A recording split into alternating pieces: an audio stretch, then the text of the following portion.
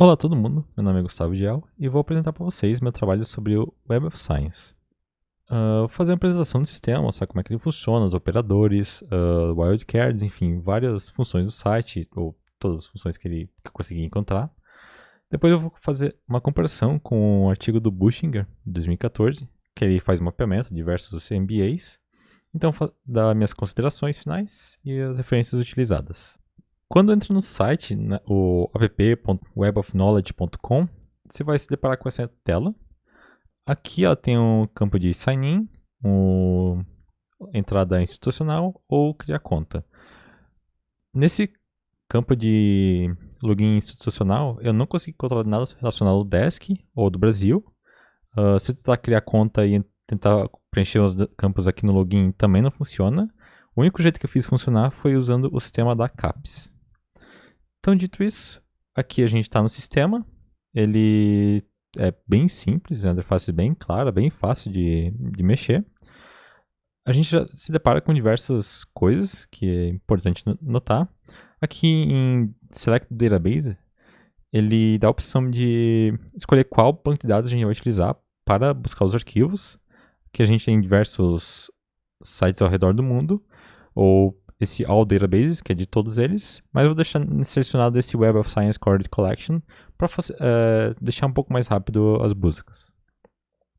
Então, aqui no Basic Search, antes de entrar em detalhes sobre como que é, eu quero puxar aqui esse campo aqui, Time Span, que pode escolher qual é a data que vai ser procurado o artigo. Por exemplo, todos os anos que tem no banco de dados, os últimos 5 anos, o ano atual, as últimas 4 semanas, enfim. Ou pode escolher o Custom Range aqui. Eu vou deixar aqui All Years, que eu percebi que não é tão demorado.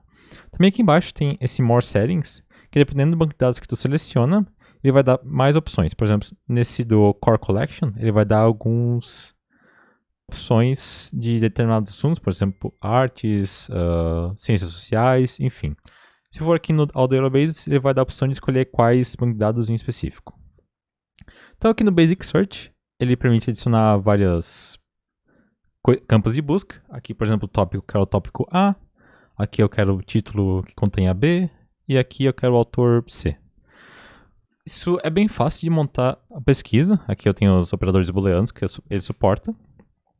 Porém, um problema que eu notei quando eu fui testar isso é que, por exemplo, se eu não quero mais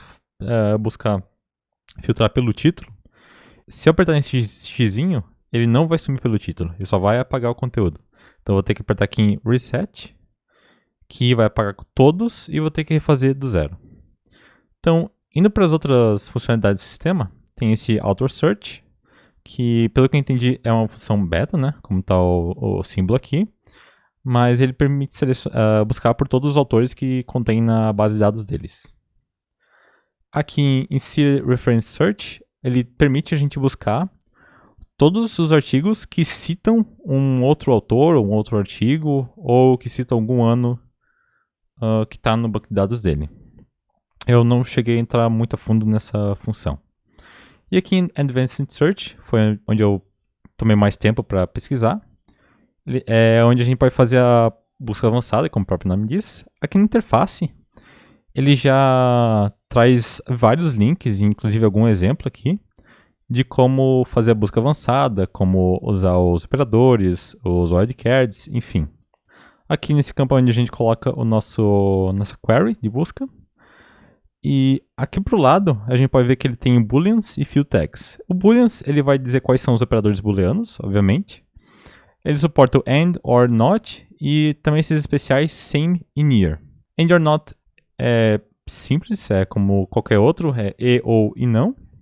Eu não encontrei nenhum limite na documentação, não falou nenhum número dizendo tem um máximo de X operadores por query, eu não encontrei nada sobre isso. E nos testes eu consegui usar até 10 operadores. Agora, em relação a esse SAME e NEAR, eu vou falar primeiro sobre o NEAR, que é o mais fácil de entender. Eu tenho esse exemplo aqui, que diz Software Defined Network NEAR/5 Environment. O que isso quer dizer? O TI quer dizer título, quero procurar todo o título que tenha Software Defined Network e em até 5 palavras de distância tem a environment, ou seja, pode ser a próxima palavra, pode ser 2 palavras de distância, 3, 4, até 5. Se eu tirar esse /5, ele vai usar o número padrão de 15. E em relação a esse campo sem, ele só funciona para endereços. Eu não entendi muito bem como funciona a funcionalidade dele, mas ele parece que é uma busca por endereço um pouco mais inteligente. Por exemplo, nesse exemplo eu tenho Jaraguá do Sul sem Santa Catarina. O equivalente em operadores booleanos normais seriam Jaraguá do Sul e Santa Catarina ou SC. Então ele faz uma busca um pouco mais inteligente com endereços.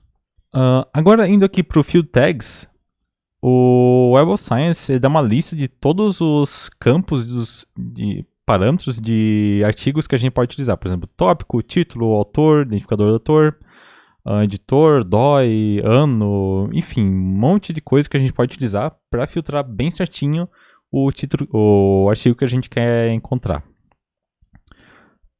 Inclusive tem alguns campos, por exemplo, autor, que ele tem um indexo interno que ele acelera a busca ou permite selecionar aquele autor em específico, em vez de só tentar procurar pelo sobrenome, o nome, que pode ser uma coisa mais comum. Então pode procurar para aquele autor em específico. Agora falando um pouco sobre as wildcards que o Web of Science ele permite, que ele possui, são 3 delas, o asterisco, o ponto de interrogação e o dólar. O asterisco, ele, por exemplo, Software Defined Network, quer dizer, net, que pode ser network ou apenas net. O asterisco pode ser qualquer coisa, na real. Alguma coisa, data alguma coisa. A gente pode colocar o wildcard no meio da palavra, no começo, no fim, sem limites. Agora aqui no network, esse dólar quer dizer 0 ou 1 caractere. O pessoal usa bastante para palavras que podem estar no plural. Por exemplo, eu quero que seja network ou networks. E ponto de interrogação, eu não achei algum uso, mas ele substitui por apenas uma e só uma palavra, caractere, desculpa. Na documentação, está escrito que os wildcards eles não podem ser usados para buscas que não são em inglês. E quando for utilizar o wildcard em uma palavra, por exemplo, aqui no data, a palavra tem que ter no mínimo 3 caracteres já pontos. Por exemplo, não posso fazer uma busca que seja AB asterisco. E ele não vai aceitar. Tem que ser no mínimo 3 caracteres. Ele também, na documentação, diz qual que é o limite de wildcards que podem ser usados.